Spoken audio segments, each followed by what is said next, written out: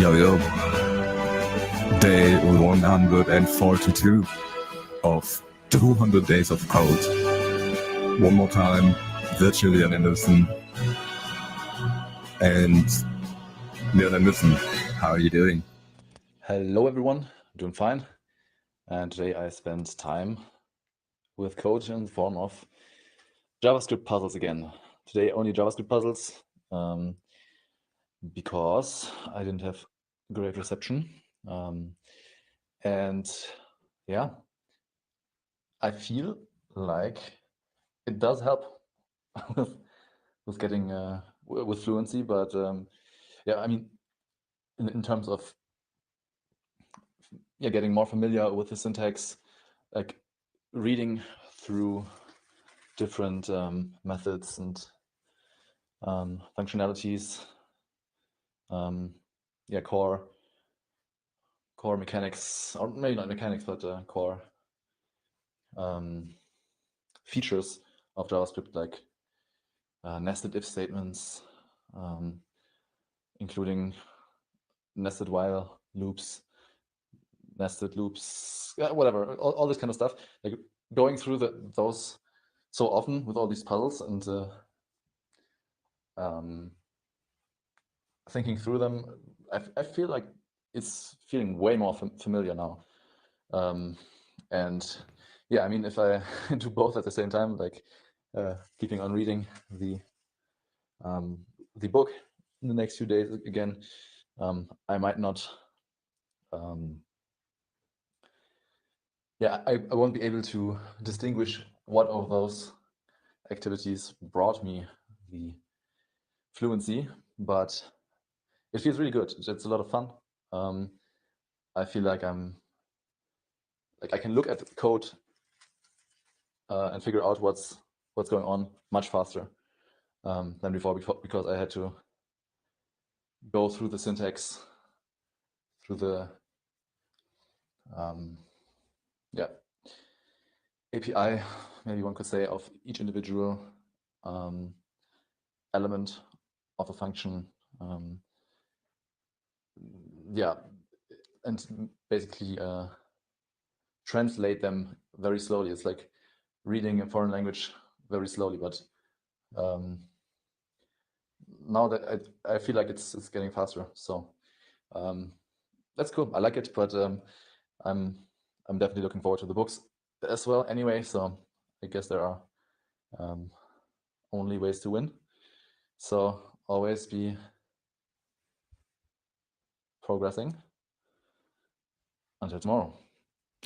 That's exactly right. So even if you know the foreign language, the experts say that you need about 1 million inputs. So you're kind of playing a game to getting to 1 million inputs. Obviously, the inputs have to be in a variety of contexts, right? Like, let's say you say Spanish, you learn Spanish. You cannot only have sentences about cars, right? At some point, you're going to know what a wheel is, what a mother is, what a motor is. You need words in a broad variety of context, but just developing a regular app will eventually give you the sentences in all different kinds of contexts. Then working with different people, working with different coworkers will give you the sentences in different contexts, also following different people, right? Following different mentors, discovering different YouTube channels and seeing how they code their app and reading different code bases, open source code bases, that all contributes to your understanding of the language and getting to 1 million distinct language inputs. And it's not that it's like a step function, right? Like you don't understand anything and it's super hard and then suddenly, boom, you know the language, right? It gets easier and easier. And sometimes you stumble across something new that might throw you off for a little bit. But then once you understand that, right, that becomes easier. And the more you learn about the language, the less is new to you, right? Like maybe you use the language regularly and you know functions very well, and then somehow you get thrown into a code base with Redux and Redux Saga, and it's the first time that you come across generators. Only the generator part will be foreign to you, right? The other stuff like the factory functions, once you understood those, like call, all of the effects from Redux Saga, and put and select the words there, you will understand what that is because you understand functions and you understand factory functions. So the only thing weird to you will be the function star keyword, the generator keyword, and the yield keyword. But those can be understood pretty well too, right? In the beginning, that will only be the only thing that'll slow you down.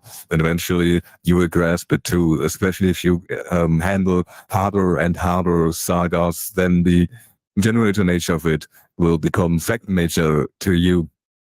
And that's with everything in the language. So the thing that we always stress here to have contact with code every day, there is a method to this method, right? A method to this madness. I mean to say, so keep doing that. Keep learning a little bit every day. As you can see, even virtually on Andersen, when he doesn't have access to good gear, he still finds a way to have some input of code every day. And you can do the same. And watch his journey, right? We're at day 142. He already built his own blog, and you will see where he is after day 200, 250, 300. But in he has these weeks where he cannot do too much, and you just watch where he is going to end up. And you can already, mark my word today, see that whatever he is able to do while having full-time jobs, while life throwing shit at him, there's no way, no reason why you shouldn't be able to do that too. So let this be an inspiration to you.